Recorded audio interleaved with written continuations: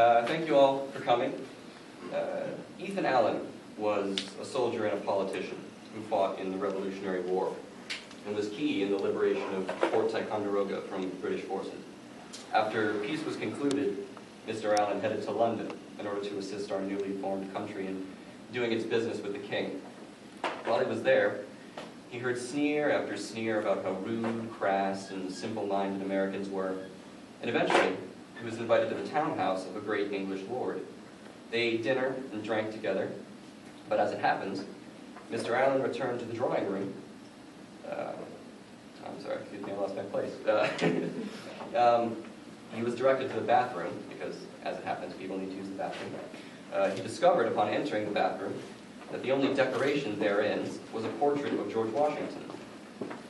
When Mr. Allen returned to the drawing room, his host began to get fidgety, because he hadn't mentioned Washington's portrait. The camel's back was finally broken, and the host had to ask whether he'd noticed the portrait. Mr. Allen said that he had. They asked if he thought the portrait was appropriately located. Mr. Allen said that it was. His host was astounded. My goodness, appropriate? George Washington's portrait in a bathroom? But Mr. Allen responded, yes, absolutely. It'll do good service. The whole world knows nothing makes an Englishman shit quicker than the sight of George Washington. The story was recited by Daniel Day-Lewis in a wonderful Spielberg film about Abraham Lincoln. But do you think some people would be offended by that story? Those who grow uncomfortable by the use of crude language and a few patriotic Englishmen, perhaps? I think the legal case for freedom of speech containing the license to offend is relatively open and shut if one considers the First Amendment. Congress shall make no law abridging freedom of speech. And yes, freedom of speech includes the ability to say offensive things, even hateful things. Well, let's try and break down what being offended actually is. We have a bit of a baseline on which to have this argument. Being offended is, at its very core, being made uncomfortable by something someone else has said. Why have we decided, as a society, to give this minor negative emotion so much credence? If one has read On Pain by Ernst Jünger, one can see that there are benefits to putting yourself through negative experiences in order to come out even stronger on the other side. Of course, Jünger was talking about things like war, while we're sitting here discussing whether people should be allowed to say mean things about it. And the various acts of violence and vandalism at Berkeley in an attempt to shut down a college Republicans meeting. These actions offend me to my very core, but are these bullies going to heed my offense and stop attempting these strong-arm tactics in order to suppress dissent? Of course they won't. And so I refuse to consider their offense when all I'm doing is speaking about them in a negative fashion when they quite rightly deserve it.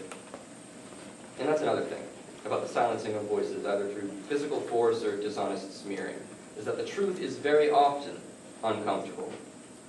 Many people, including myself, praise George Orwell for his self-professed power of facing unpleasant facts. But how many truly take this into account? How many learn from this, as opposed to simply citing it to disparage their immediate political opponents? How many people do you think, in the time of George Orwell, deemed his thoughts in writings offensive? I can give you one incident where Orwell wrote an essay titled Such Were the Joys. In this essay, he detailed his horrific time at a boarding school, but it was considered libelous and wasn't published until after his death. Who are we to tell the truth that it can't be spoken to power because it makes the power feel bad about its actions? The truth is not something that can be swayed with emotion.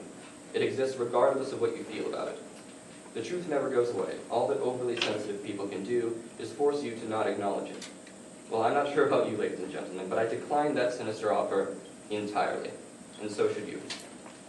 This is why political discourse is in shambles at the moment, and why everyone just seems to be shouting past each other, because these things always appear to end in a contest over who can whine the loudest, as opposed to who has the most reasonable argument. That's what happens when you incentivize getting offended, because those who end up the most offended end up being those who have the most freedom to spread their ideas, and that's something I propose should not be stood for. This seems to contribute to why so many are so determined to be offended as well. There's nothing you can do about the types of people who will seek you out for the mere purpose of being offended and shutting you down. It seems to be indicative of someone whose only interest is exercising a dirty form of power, as opposed to taking an argument and fighting it on its own terms. Now, those who challenge me on this point will bring up genuine racists, genuine sexists, fascists, communists, as people who are just too dangerous to be allowed to speak publicly. These people need to be shut down by force so their ideas don't spread. To these challengers, I would say, these should be your easiest targets, ladies and gentlemen. These people can't argue themselves out of a wet paper bag. Have we completely forgotten the arguments against different types of bigotry and authoritarian government? And silencing these people through force or legal mandate is just going to make their ideas a forbidden fruit that people will be curious to taste. We have a couple of choices before us, ladies and gentlemen. 2 choices to be exact. Unless we're going to invite ourselves to be hypocrites. We need to treat everyone's offense with equal seriousness. So either we manage our words to the point where what we say offends no one, which in my view is an impossible action, or we simply decide that the offense of others is not part of the criteria that should govern which ideas are good ideas and which ideas are bad ideas. I personally choose the latter. Many of us in this room must consistently hear from those who shut down speech by force, or at least praise it and justify it in various publications, that we need a dialogue. I agree. But I need someone to explain to me how a dialogue can be achieved if we never let anyone we disapprove of speak. Thank you very much.